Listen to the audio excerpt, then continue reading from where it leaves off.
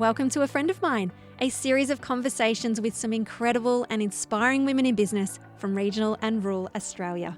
I'm Kimberly Finesse, your host and the founder and editor of Oak Magazine, and I cannot wait to introduce you to some amazing female entrepreneurs who will share with you their experience and knowledge of what it takes to start, grow, and scale a successful business. So let me introduce you to a friend of mine. This is a special International Women's Day series featuring members of Club Oak, which supports and promotes your rural business through print, digital, audio, and mentoring opportunities over a 12-month period. Belinda Mawhinney provides an exceptional service to leaders and business owners who feel stuck, overwhelmed, or uncertain about how to take the next steps in their work. Over the last 12 months, I've had a few deep chats with Belinda about life and work. Her social work background is the business gift that you didn't know you needed. Belinda also owns the Collective Grenfell, a contemporary designed shared workspace for professionals in Grenfell, New South Wales. In this episode, Belinda shares her vision of providing a professional and inspiring environment for women to work and study. She also talks about the value of reaching out to mentors and role models who have provided guidance and inspiration in her business journey. Belinda highlights the need to push oneself and ask for help, even from people outside your existing network. She shares her experience in cold pitching and the importance of a follow-up in building relationships and opportunities. Meet my friend, Belinda. Hello, Belinda, and welcome to a special International Women's Day series. We are talking all about the topic of mentorship and support. Excellent. Thanks for having me.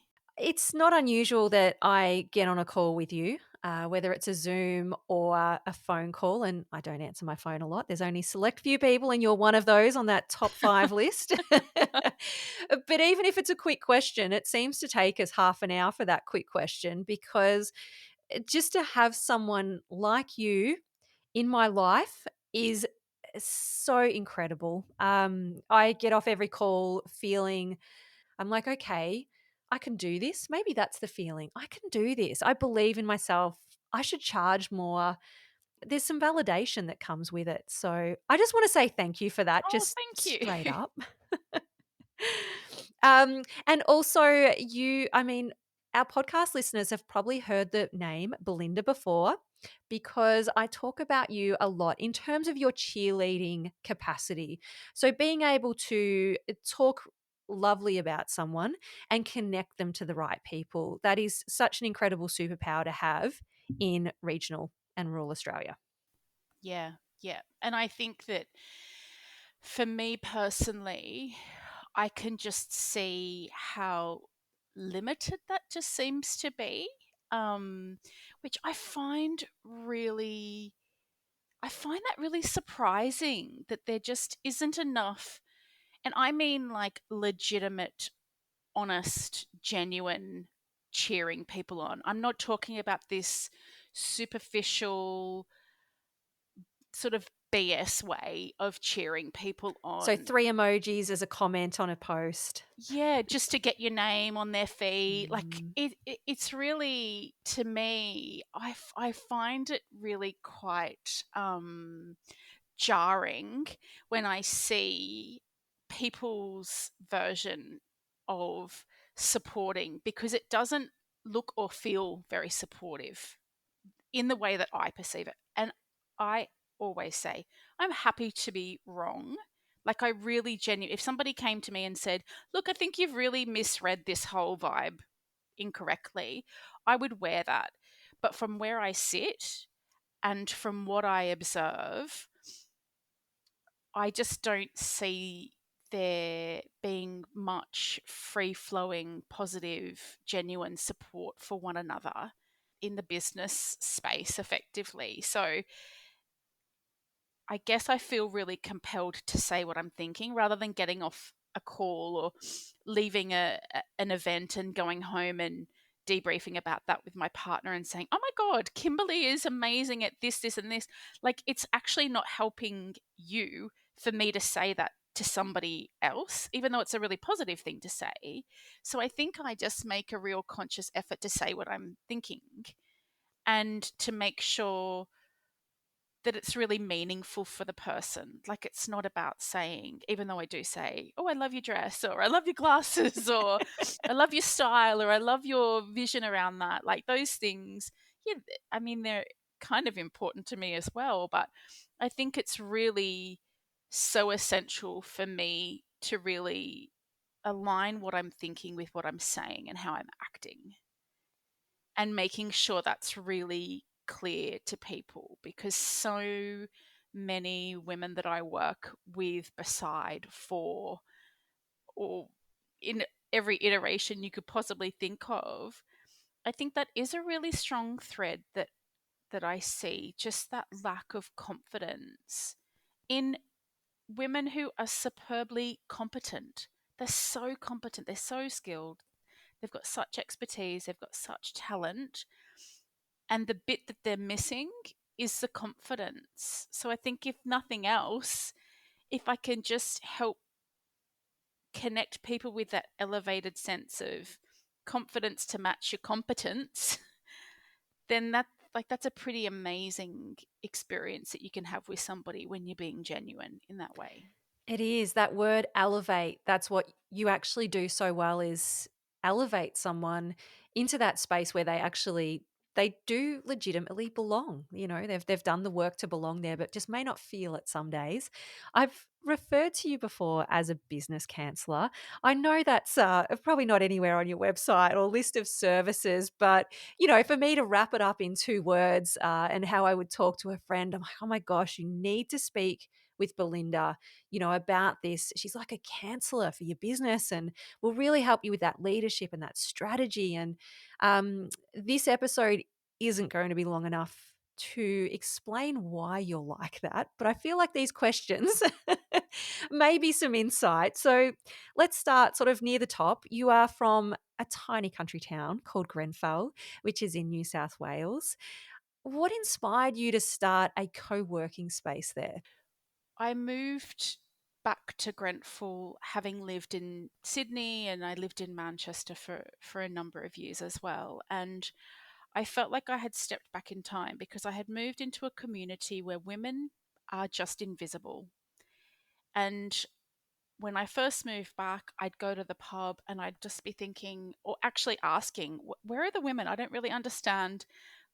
Where are the women in this community? And effectively, I'd go and get about my business, and I sort of had forced myself into a co-working situation with a couple of friends who had professional services and a desk, and I was trying to do my PhD, and we didn't have internet at the farm. So there were all of these kind of things that were contributing factors. But what really pushed me over the edge is I wanted to have a space that would promote a sense of visibility for women who were otherwise seemingly invisible.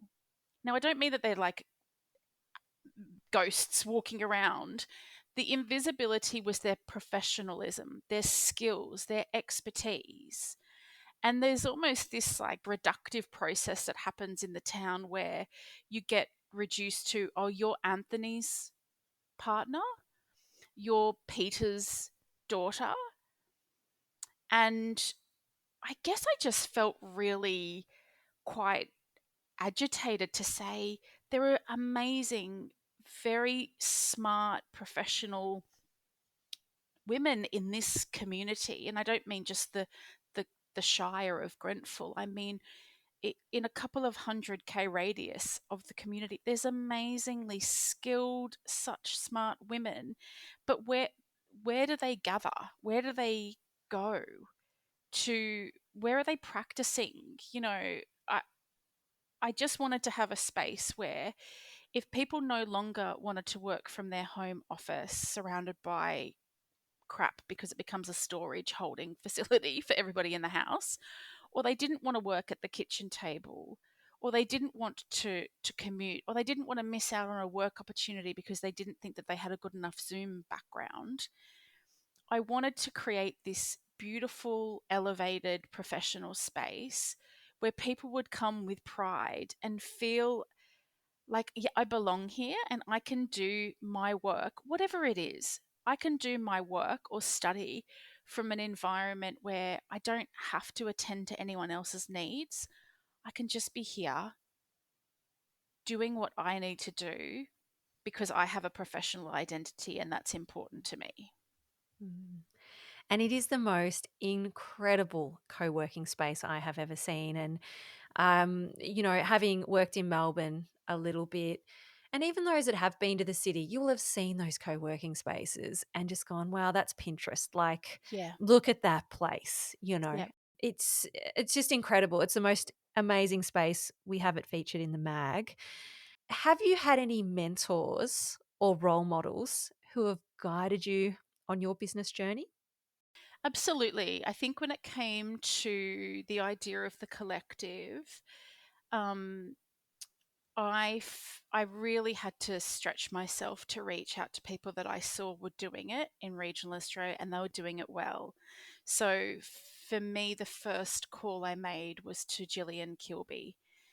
So Gillian is an absolute powerhouse. And she's the founder of the Exchange, which initially started in Dubbo, and now they've got a location in Narrabri. And she's so much more than a co-working founder, co-working space founder. But I'll just speak to that particular aspect of her career. Reaching out to her and having a conversation, I had never met her before.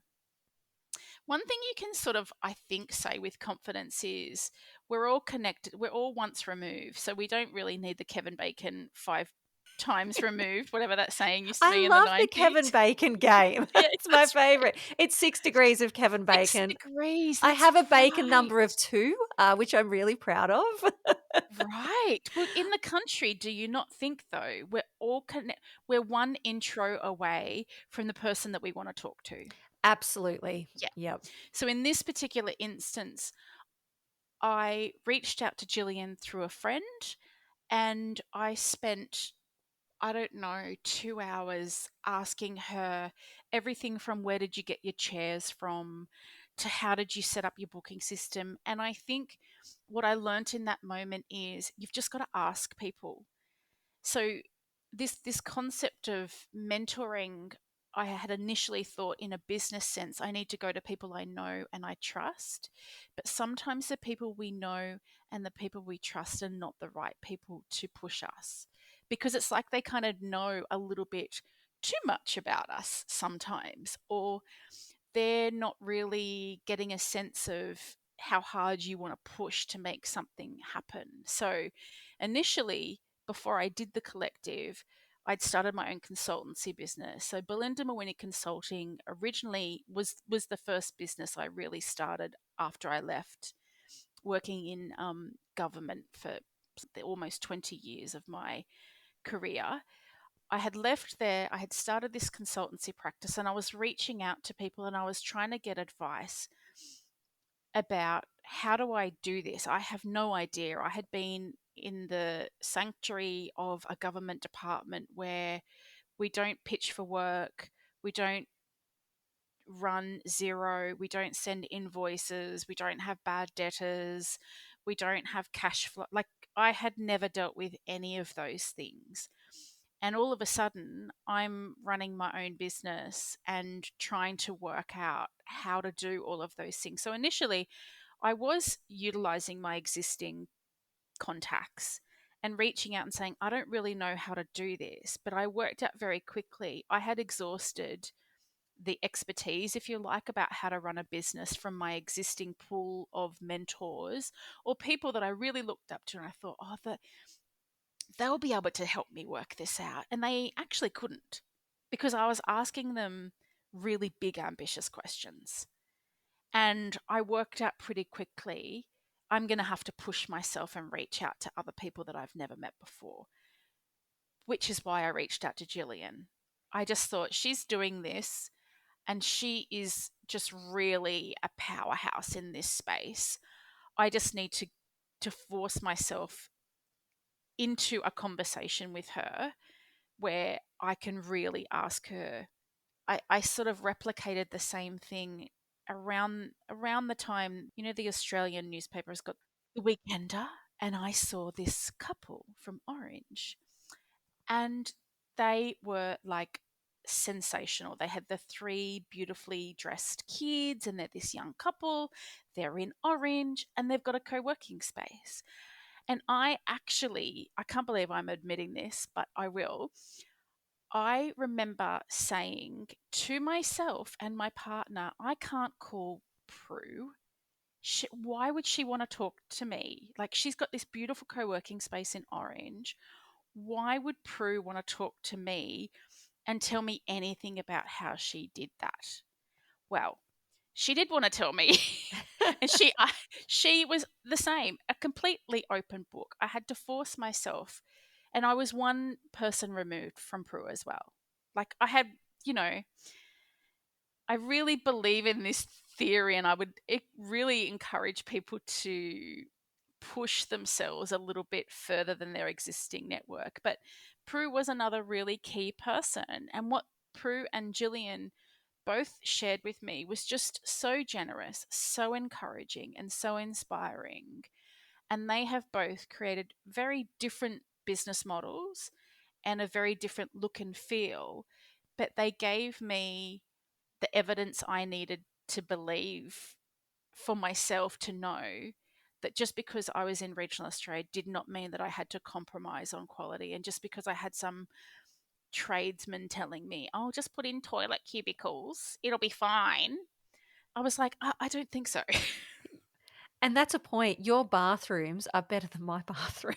better than my And I have, bathroom, Kimberly. my house isn't that old. I'm like, wow, I could just spend the whole event just in here. I think I took photos in there actually. People do. People actually often come back from the bathroom and say, I don't want to be creepy, but I have taken pictures in Yes. your bathroom of those tiles or that mirror or whatever. But, isn't that kind of really telling about how aesthetics are a really important part of, and we get, I think, if I can generalize, I think women get a bit pissed off sometimes that we get reduced to these kind of aesthetics as being like really quite critical.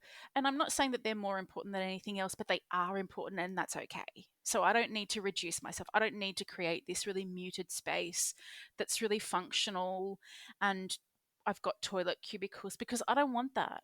I want to come into a space, and I know when I've worked from the Exchange in Dubbo and when I've worked from Hive in Orange, I am like, yes, indeed, I am here. I have arrived, and I'm going to get some stuff done today, because Yeah. there's something that sparks my neural pathways to be like, yeah, I'm here to get stuff done, and Yeah. I'm going to produce a quality of work that is just outstanding, because I feel really inspired when I'm in an environment like this. Yeah. And it's a visual feast when you walk in. And then there's the smell as well. See, I've always said this, smell's an important thing, but you have candles burning. Like there's little things like that do make a difference. And when we are thinking about work, there's a lot of content creation that we do. And a lot of the time we won't do it because our homes don't reflect what we want to show. When you're in spaces like the Collective Co, say Hive, or even the Exchange, there's just these beautiful backgrounds that make you feel creative and like, well, yeah, I'm going to do this video right now. That's right. I've got to take, advantage of what I've got. Look, I wish we had yours here. So, Grenfell's just a little bit too far for me Yeah. to travel for day to day Every day. working. But in terms of asking people for help, that's something I struggle with. How hard is it for you to do that first ask, and how do you make that first ask? Is it over email, phone, or LinkedIn? I think LinkedIn is an absolute game changer for people, because it's offering a level of transparency where you can see, and it actually is built to facilitate connections, right? So you can see very easily when you may be looking. At the moment I'm working on finding a connection into a particular corporate organization. And I just really believe I know I'm one intro away from this. And I know in regional Australia, maybe more than metro areas, a warm introduction is worth everything, right? So for me, the first question is that I ask myself, who might be my connection there? And just ask. Ask in an awkward way. Ask in a jumbled way. Like, ask in a way where you just kind of go, look, this might be a long stretch, but do you know anyone who works in this space? And keep asking until you find somebody. And then, if you can, the intro via email, I think, is my kind of preferred way of doing things. We have such geographical challenges out here. It's unlikely I'm going to find myself in the same room as somebody naturally. I mean, you can always orchestrate these things, like that's not too hard. But, if I'm looking to have a sustainable business model, I need to embrace using things like warm email introductions. And when I just really can't establish that connection, then I'll do it myself. And it is, oh my gosh, it's nauseating to send a message to somebody on LinkedIn and say, whatever it is. I mean, I try to be really purposeful about my introduction. I try to be really transparent around why I'm contacting them, because I don't want people to misunderstand the intent. So I think it's a fine line between being professional, conveying why you're reaching out to them and what you're hoping to achieve out of the call. Because I also understand that is lots of cold pitching that's happening behind the scenes that people aren't always so transparent about. And I think for me, I'm cold pitching is like this new arena. And again, like, I'm from government. There's no class that you take where people go, right, cold pitching. This is how you approach somebody you've never met before, you've got no connections with, but you really want to work with them in some way. No one's really freely offering valuable advice. People make noises and create the illusion that they're giving you advice about what to do, but no one's saying this is the email that I send to people that meant that I got that. No, but they're happy to post on LinkedIn, look, I've just delivered this workshop to this amazing group of people, but there's no inkling, and you're just saying, well, why can't, like, what am I doing wrong that I'm not going Yeah. there? Yep. So I think some of it is kind of just embracing your own way of doing it, but just really pushing yourself to do it, because some of the best business advice I've ever heard is, like, no one's going to come and do this for you. Like, no Yes. one, you might pay somebody a ton of money to generate leads for you, or to kind of say they're going to do all these things and probably not really deliver on any of them. No one's really going to do that in a sustainable way for you. So if you don't know how to do it, you need to work it out. And I guess that's just the philosophy that I've worked out, that if I want to be able to do this, and I don't want to pay somebody, these people are like, for $10,000, I'll get you all these leads. It's like, oh, I don't think so. I, Not at all. I don't think I'm going to work like that. But what I might be able to do is see that there is a gap in my own skill set that I might want to focus on for the year, and say, well, this is something, and that's just something that for me this year, to be really transparent, I know that that's a gap in my existing business model. And so I've got to fill the gap.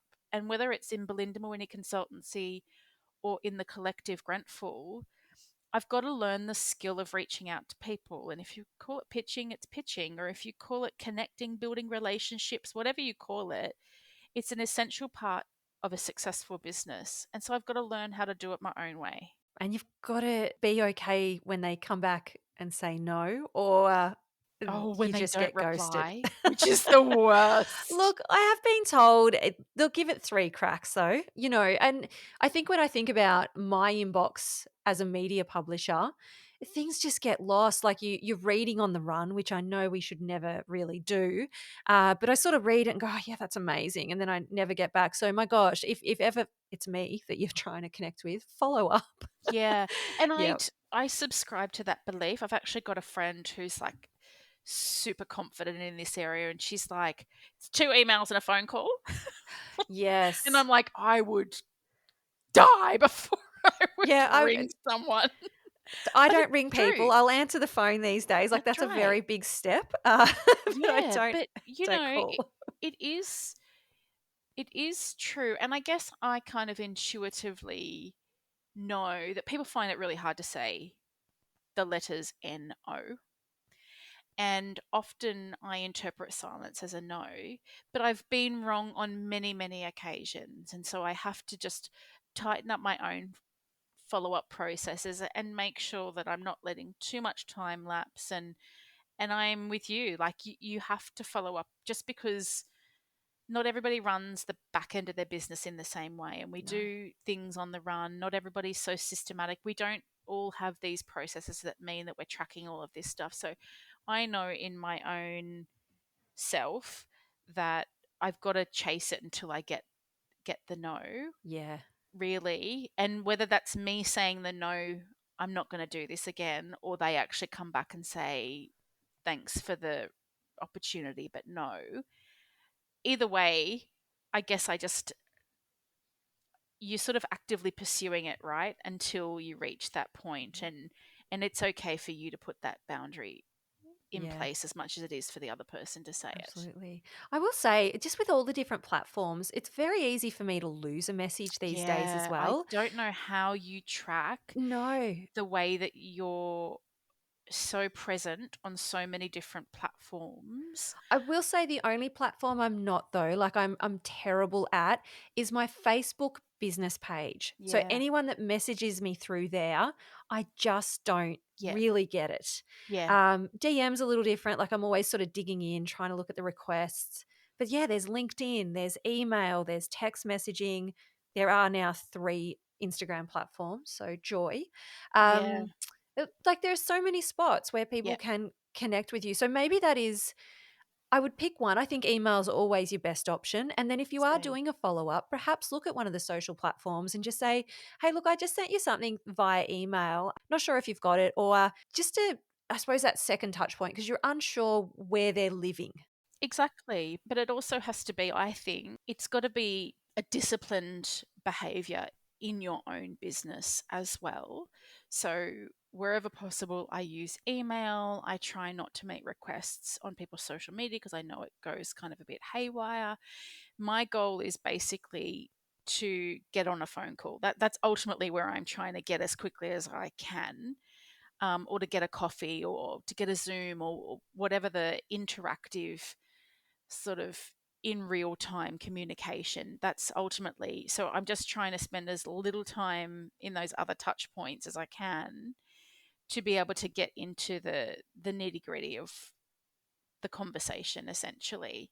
But it is, it's good food for thought, I think, for anyone to really think about where are you spending time, and how are you communicating with people, but how do you want to communicate for people? Do you want to be hanging out on Instagram for hours and hours every day, or do you actually want to be interacting with people? Because for me, in the work that I do in my consultancy business, it's about coaching people, it's about delivering training, it's about writing customized workshops that are for your specific organizational needs, it's about growing people's interpersonal skills. So it would make no sense in my mind for me to be spending too much time. And that's why you'll never find Belinda Mawhinney Consultancy on Instagram ever, because it doesn't represent the purpose of my business. The collective is different. Yes. Yeah. And so that has its own strategy, and it's got its own operations. Um, but it's a good opportunity. We jump at these opportunities and say, yeah, we need to have presence everywhere. But I guess I kind of think it's a good time to stop and take stock and ask yourself, where am I spending most of my time? And is that actually reflective of the type of work that I want to be doing with people? For some people, the answer is an easy yes. But if you're kind of like, maybe not, you can refine the way you're doing those things. You can. And I think a nice example, like just to the opposite of what you do and why that makes sense for you. Like if you are to look at Oak, it's very much community building. So for me, that engagement part, especially on Instagram, is such a huge part.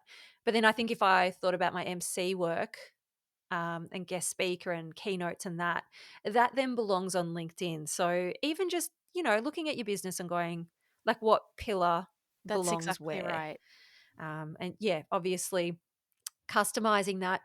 I want to ask you a question that sort of isn't something we were going to talk about, but if you were to look back at February, how often have you gone and had a coffee, or whether it's virtual or in person, with someone you didn't know? So in terms of that networking aspect. I actually did that several times, or at least I positioned myself where I was suggesting that that would be something that we could do. Um, and I think, look, off the top of my head, I would say at least 5 times in February, I reached out to somebody that I don't know and said, I'd love to chat to you about your business.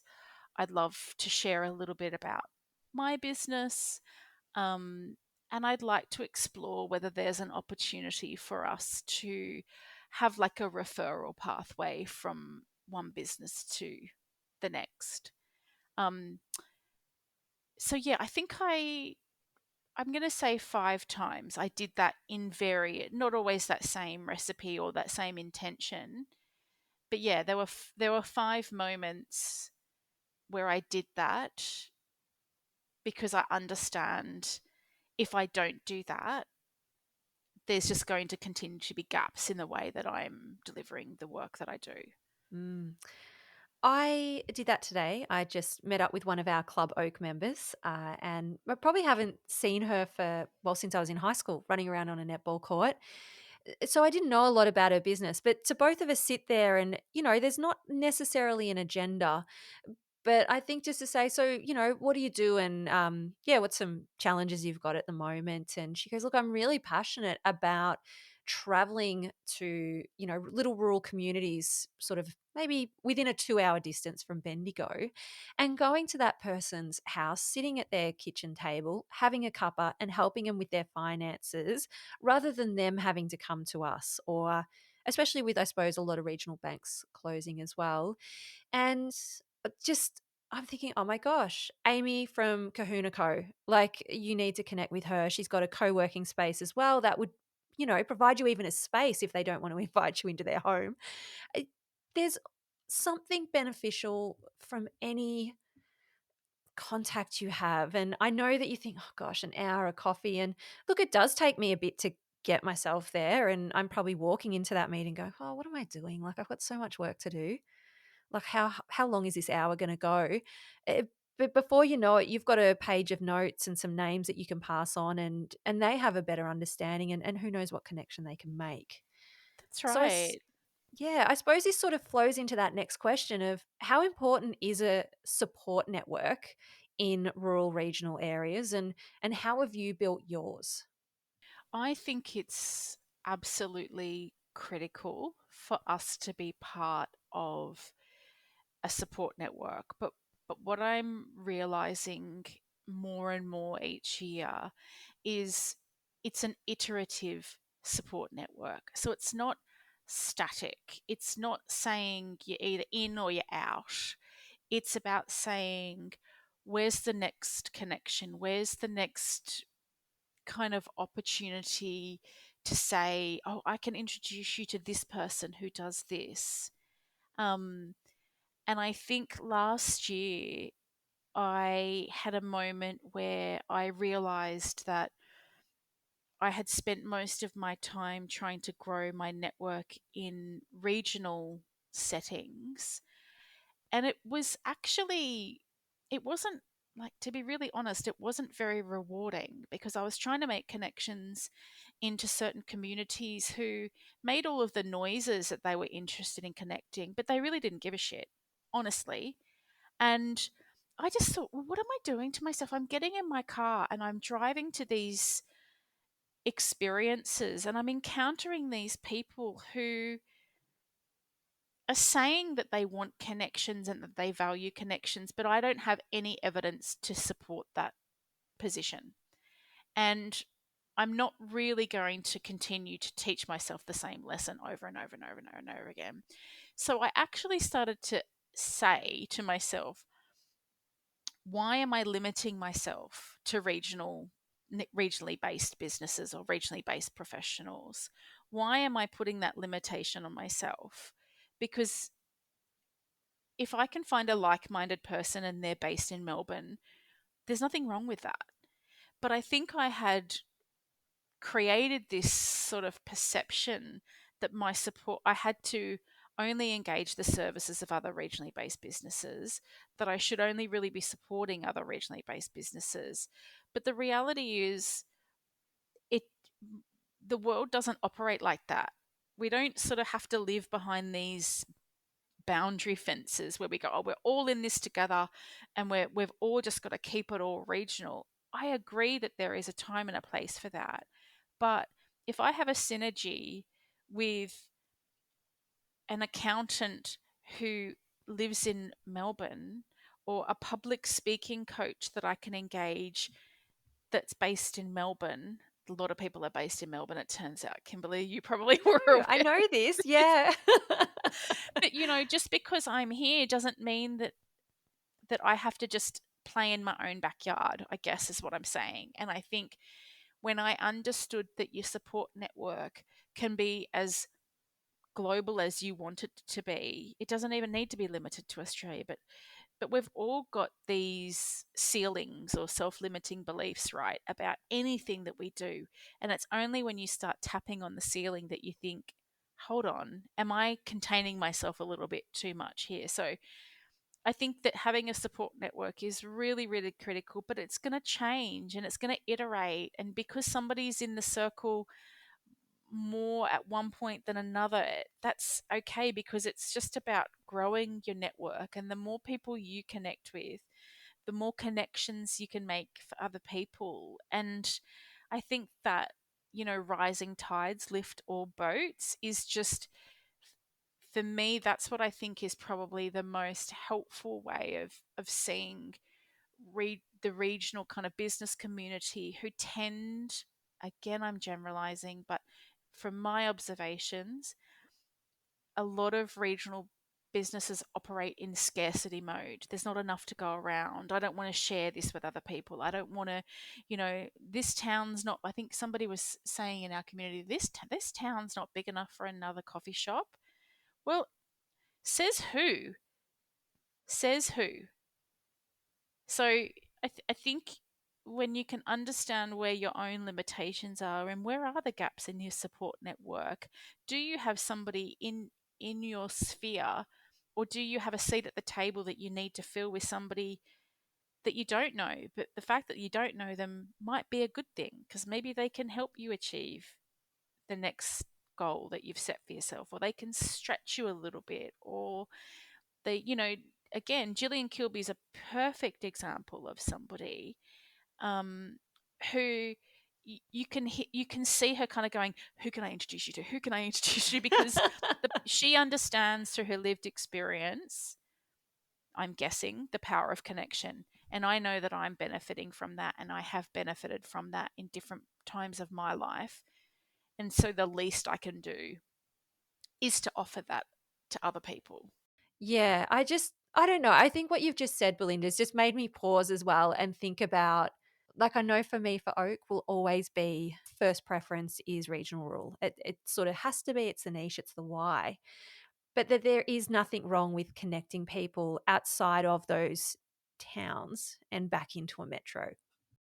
Oh, and I also think about how many of those women grew up in the country. Like, that's for me the common denominator, because I feel like often when I've made a connection with somebody, they will have a really strong tie. And, the fact that my partner's a farmer, it just is a really big connector for people. Like they've grown up on farms, or their grandparents had farms, or their cousins had farms and they spent all of their school holidays on farms. And there's something I think worth challenging in our own minds to say, where are the opportunities that connect us, rather than thinking, well, we just need to do this by ourselves, because sometimes we don't have the answers. Sometimes just the exposure or the experience for people who are based in metro, they've got a lot to offer it. And, you know, I don't want us to unintentionally create a barrier where there doesn't need to be one. Or silos, or That's right. yeah, groups. Yeah. Probably the only thing I will say, just on that support network and joining groups, I've really struggled in those bigger forums. Like I've joined so many memberships over the years, and it's probably why Club Oak doesn't have that component to it actually. Yeah, I struggle in those sort of online ones. It's interesting because I see there is a huge trend in memberships having that online component. And I think what I've worked out is it's not that I struggle with the online versus in person, it's the masses versus the intimate. So, what I think was absolutely magical about the small business assembly that we did last year, it was the intimacy. It was bringing 20 people together. So if you were an extremely introverted person and you may have walked in the door and thought, I'm going to spontaneously combust, this is just not. But by the end of it, everyone was connected. Everyone had shared a little bit of themselves. And people left feeling inspired and connected because they had an intimate experience in that moment where people were really honest. And I think you can reach a point where groups get too big. It's not that they're online, it's that the group is too big. And unless it's being facilitated by somebody who has facilitation skills, so because that's one of my kind of areas of expertise, I am a very experienced and a very competent group work facilitator, which means when I deliver something, I'm not delivering it to 20 individuals one at a time and everyone's watching. I'm bringing everybody in the process. And I think where lots of these group programs or group calls are feeling like wasted opportunities is that they don't have the right people facilitating. So if you get sent off into a breakout room with 5 people, unless somebody there has got the skill to hold the space and invite everyone into the conversation and hold that conversation for everyone, it just feels like voyeuristic. Like Yeah, I've just and watched. just the one person will speak, and maybe the other, and it just yeah. Yeah, it's just something I just can't bring myself to. I've wasted so much money on them over the years, and I've just given up Yeah, this year. I'm like, oh, I'm so done with that. It doesn't work for me. it Again, doesn't. just And I finding think what that's works for you. exactly. And I think that if you know that one on ones are where it's at for you, then don't sign up to another group program. That's that's the long and the short of it. And or know its limitation. Know Yes, what you're going there for. Be purposeful in that investment for yourself, because they are big investments, and they are. we're running businesses that, generally speaking, I think the data is not really in our favor. I think 25% of small business owners earn less than 50K a My year. gosh, that's worse than that statistic of how many close in the first 12 months.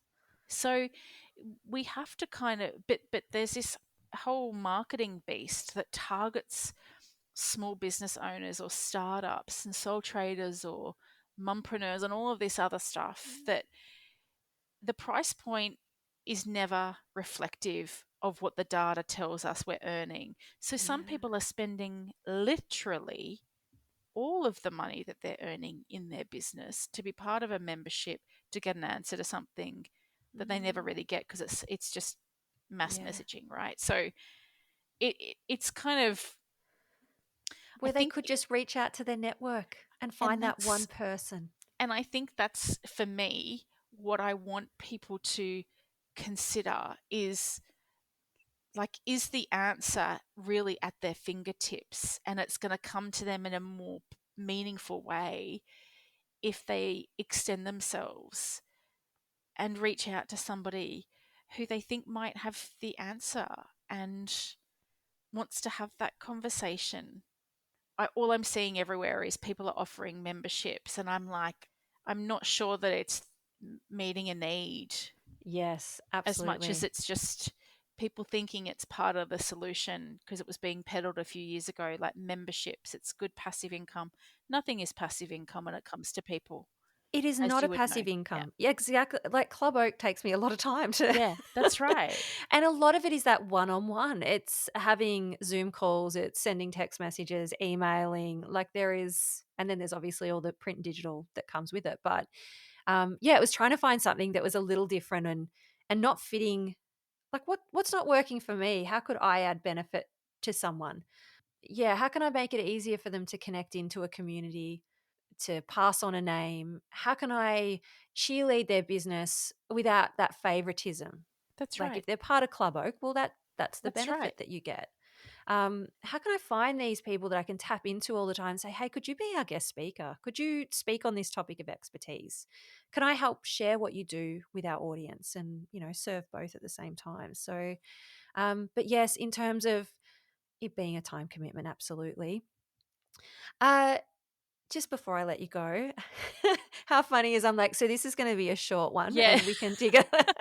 See, this is what happens with you. You can never call you for a quick 5-minute chat because, Never.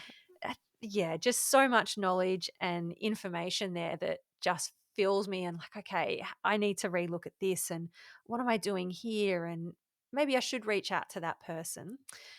So before I let you go, what feeling does International Women's Day evoke for you?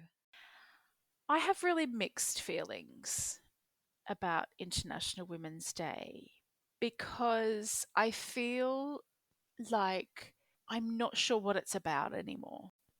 It's sort of frustrating in some ways that we see these rinse and repeat messages that are almost condemning people's efforts to acknowledge it in some way, that I don't think is actually helping us extend the conversation.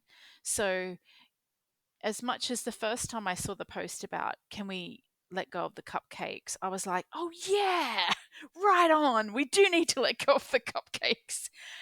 When I've seen it for the 70th time, it's, I just don't think it's really helping us ask for what we want. Like, what do we want? What are we hoping to achieve out of the day? Or what is my business? What contribution is Belinda Mawhinney Consultancy or the Collective Grenfell? What's the purpose behind my messaging for this? And I just think I haven't quite got clarity around what it is that I want to say. So I'm just not going to say anything while I'm thinking. You know what I mean? Like, I don't want to be criticizing people for their efforts if I don't have an alternative to propose to them. So I feel really mixed feelings. My background as a social worker has sort of showed me that what International Women's Day used to mean to me, wearing that professional identity, is nothing like the messaging that I'm seeing now. And a couple of years ago, I did do an International Women's Day event at the Collective, and I loved it. And it was about business, and I felt like it was about inspiring and upskilling people, and having Jane Kay from Bird's Nest, who I just think is like, oh my goodness, I can't even convey how amazing I think she is on so many levels. But to have her in the space, being interviewed by Sky Manson for a podcast, and everything that went into making that event what it was, I felt like I had something to say then, and it was about inspiring and enabling people to achieve what they want to achieve. And then something shifted last year. I don't know what it was, but I just kind of went, is it is it something that I want to have commentary on? I don't know how I feel about it. So I don't want to be known as, oh, she always does something on International Women's Day. Unless it's purposeful, I'm just going to sit quietly with my thoughts and work out what it is that I want What to it say. is. So that's Yeah. why, I mean, it's a long answer. I feel mixed in many things about it, but I feel a little bit sad for what it's become, to be honest. And I'd really love to see some, I guess, yeah, I'd like to make a really positive and meaningful contribution to what International Women's Day means in the coming years, but I'm still thinking through what that statement is. But Means, yeah. yeah, but I love, I was so happy to jump on board what you were doing because I feel like your effort is purposeful, and when I see other people doing things that feel really purposeful, then I do want to engage in those opportunities. And I'm okay to be the voice on somebody else. I don't need to be the one Yeah, with I the know. idea. You know what I mean? Like sometimes we just need to combine our forces and not all compete and all have an event on the same day because that creates attention for people that isn't really helping us have a sense of coming together. Yeah. And on that, I was exhausted last year because it wasn't one day. It stretches over the week, which I actually think is a really good thing now. And I've been such a passionate person about it. There's little stories that I've told about working in sort of corporate areas where I've pushed for those International Women's Day events. And, the feedback is, oh, we need to have a board meeting about that. There's no strategy around that. And now there's too many of them on one day. So we don't want to have another one. Yeah, last year went to a lot, whether it's attending as a guest, MC, whatever it was, and was just a little bit fatigued from it. And I think there's this expectation, being a media publisher like Oak, there'd be others, Crazy Her, for example, like we're all expected to roll something out for that day. I think what I've always come back to, though, again, is that yes, it's such an important day. You all celebrate it however you like. I mean, it doesn't have to be through a podcast on Instagram. It just can be attending an event and not even posting about it. Like, again, be comfortable with how you are celebrating it and the purpose it's doing for you. But for me, every day is celebrating women and trying to amplify our voices. So, I try to keep that in the back of my mind. Like, it's okay if nothing comes out on International Women's Day. Like, stop pressuring yourself because, you do it every day. It's okay. That's Because right. again, it's just me. It's no team. Everyone's like, you're on the team. You're doing such a great job. There's no Yeah. team. Even that is the point, right? Like we create this sense of obligation that overrides Yes. purpose. That's exactly, I should have just said that. Just in that I have this sense of obligation to produce something and then look at a whole series, a little mini series that'll go out for the week and then have just tried to push the button on She Makes News on actual International Women's Day with probably not a full strategy behind it, but I'm also a very firm believer of getting that first version Yeah, out of, yeah, for just sure. off the table so you've got it out there and you can start polishing and molding it into what it needs to be. Otherwise, you'll sit and perfect it forever. Well, exactly. And actually just got off a group call, ironically, where somebody was saying, like, don't spend all of your time creating something no one wants. So, and She Makes News is just like a perfect example of that. Like, you're testing the waters. You've got to put out your minimal viable product or whatever they kind of say in that kind of world. You've got to put something out to see, what does it look like? What do people want? Where are the opportunities? Where are the gaps? Like, I think that's the magic of us working for ourselves. Like, we can put things out in the world and we can iterate them and make them purposeful, and if they're not working, we can pivot. We don't need to get together a board to have a discussion that goes nowhere. So it's about finding that sweet spot between being agile but also playing the long game, because we are, I know I can speak for me, and I think I can speak for you to say we're in this for the long haul. Like, this is not something we're going to wrap up next year. We've got like 10 years, 20 years ahead of us in this particular business or businesses that we're both in. So what can I do that's going to be sustainable over time? And operating through obligation, I think, is probably the most counterintuitive thing to do on International Women's Day ever. Yeah, Because it is. like, it's sort of a bit like, oh, isn't that kind of the point? Yeah. We're trying to do things that are purposeful and meaningful, and they're acknowledged for the contribution that we're making. And it's very reductive, right, to say, and on one particular day, we're all going to wear purple and eat a cupcake. I know.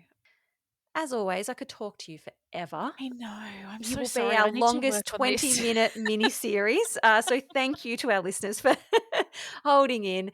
Of course, you can always find out more about Belinda's consultancy business as well as the collective in Grenfell in issue 13, actually, in our print issue. And they'll also be up on the website very soon.